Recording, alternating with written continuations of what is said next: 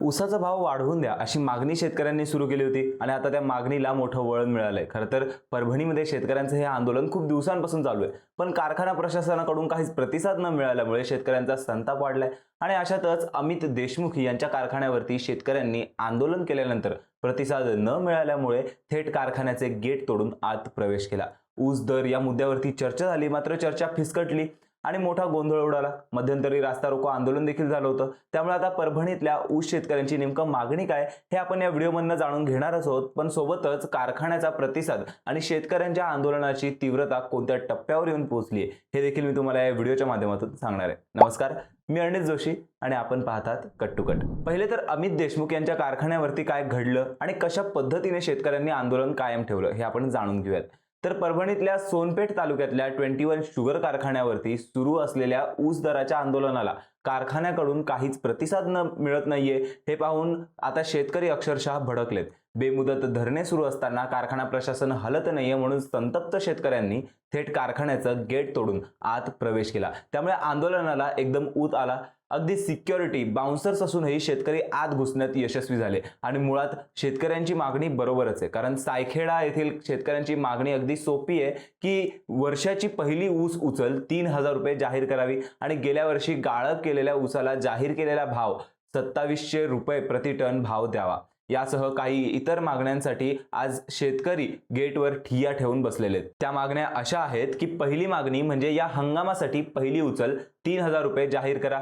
दुसरी, अखेरचा दर 4000 रुपये प्रति टन द्या। तिसरी मागणी म्हणजे साखर, इथेनॉल आणि इतर उपपदार्थातून कारखान्याला जो नफा होतो त्यातून शेतकऱ्यांना योग्य हिस्सा द्या। चौथी मागणी म्हणजे मागील वर्षाची बाकी बिले तातडीने द्या। पाचवी मागणी खत, औषधे, वीज यांचे दर वाढलेत त्यामुळे अतिरिक्त मदत किंवा बोनस द्या। सहावी मागणी म्हणजे शेतकऱ्यांचे पैसे थेट PFMS द्वारे खात्यात जमा करा। अशा मागण्यांसाठी स्वाभिमानी शेतकरी संघटन आणि किसान सभेचे डॉक्टर अजित नवले यांच्या नेतृत्वाखाली हे आंदोलन होतंय। मोठ्या संख्येने शेतकरी यात सहभागी झालेत। शेतकऱ्यांचा इशारा स्पष्ट होता की दर जाहीर होईपर्यंत आंदोलन सुरूच राहील। असंच कोल्हापुरात राजू शेट्टी यांनी काही दिवसांपूर्वी आंदोलन पेटवलं होतं। तसाच आक्रमक पवित्रा आता परभणी जिल्ह्यातही दिसतोय। कारखान्यामुळे होणाऱ्या प्रदूषणाच्या मुद्द्यावरही शेतकरी संतापलेत। सकाळपासून उन्हात बसूनही कारखाना प्रशासनाकडून एकही प्रतिसाद नाही। 6 तासांहून जास्त वेळ उलटूनही कोणी भेटायला आलं नाही, म्हणून शेतकरी संतापले आणि गेट फोडून कारखान्यात गेले। आत गेल्यावर त्यांनी कारखान्याचे सर्वेसर्वा अमित देशमुख यांच्या विरोधात घोषणाबाजी केली। त्यानंतर कारखाना प्रशासनाने शेतकऱ्यांच्या प्रतिनिधींशी चर्चा केली, पण चर्चेतही प्रशासनाने पैसे देणं शक्य नाही असं सांगितल्याने चर्चा फिसकटली। त्यामुळे शेतकऱ्यांनी आंदोलन अधिकच तीव्र करण्याचा निर्णय घेतला।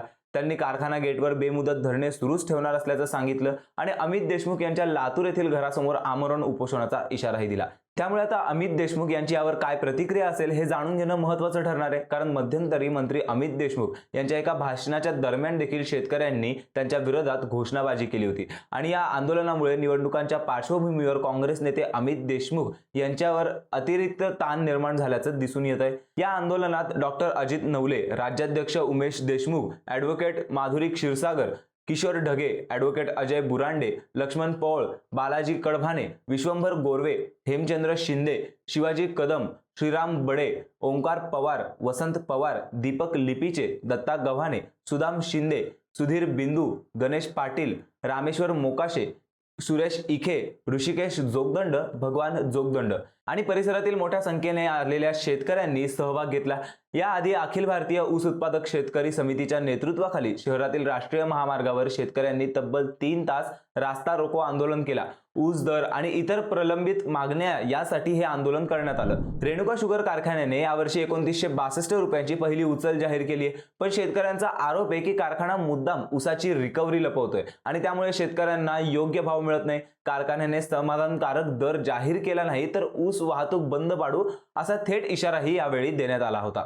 हे आंदोलन राष्ट्रीय महामार्ग क्रमांक 61 वरील पोखर्णी फाट्यावर सकाळी 11:45 ते दुपारी 2:30 वाजेपर्यंत या वेळेत झालं होतं। मोठ्या संख्येने शेतकरी यात सहभागी झाले होते। आंदोलन सुरू असताना महामार्गावरची वाहतूक अक्षरशः थांबून राहिली आणि दोन्ही बाजूंना मोठ्या रांगा लागल्या होत्या। महसूल विभाग आणि पोलिसांनी परिस्थिती नियंत्रणात ठेवत कारखाना प्रशासनाशी संपर्क साधला. शेवटी रेणुका साखर कारखान्याच्या अधिकाऱ्यांनी ऊस दराबाबत लेखी पत्र दिल्यानंतर शेतकऱ्यांनी रस्ता मोकळा करून दिला होता. या आंदोलनात तालुक्यातील, जिल्ह्यातील आणि सांगलीमधील शेतकरी नेते मोठ्या संख्येने सहभागी झाले. अनेक शेतकऱ्यांनी आंदोलनास्थळी आपलं मनोगत मांडलं. पोलीस निरीक्षक लक्ष्मण केंद्रे यांच्या नेतृत्वाखाली कडक बंदोबस्त ठेवण्यात आला होता. त्यामुळे आता परभणीमध्ये देखील असलेलं आंदोलन कोणतं वळण घेईल हे पाहणं महत्त्वाचं ठरणार आहे. सोबतच गेल्या 7 दिवसांपासून आंदोलकांनी नो केन आंदोलन सुरू करून अनेक कारखाने बंद पाडलेत. त्याची सुरुवात बीडमध्ये झाली. सायखेडा इथल्या अमित देशमुख यांच्या कारखान्यासमोर सुरू असलेल्या आंदोलनावर तिथल्या प्रशासनाने बाउन्सर सोडल्याचे शेतकऱ्यांकडून सांगण्यात आलं होतं. खरं तर सुरुवातीला रास्ता रोको आंदोलन झालं. माजलगाव आणि आजूबाजूच्या परिसरामध्ये कोयताबंदी आंदोलन देखील सुरू करण्यात आलं होतं. गेल्या एका आठवड्यापासून या भागातील ऊसतोड आणि ऊस वाहतूक बंद करण्यात आली आहे आणि बीड नंतर आता हे आंदोलन शेजारीच परभणी जिल्ह्यामध्ये सुद्धा उसळताना पाहायला मिळत आहे. त्यामुळे आता या प्रकरणी प्रशासन आणि 21 शुगर फॅक्टरीचे सर्वेसर्वा काँग्रेसचे नेते अमित देशमुख काय करतील, काय निर्णय घेतील, तुम्हाला काय वाटतं? कमेंट करून नक्की सांगा आणि अशाच रोजच्या घडामोडींसाठी कट टू कटला नक्की सबस्क्राईब करा.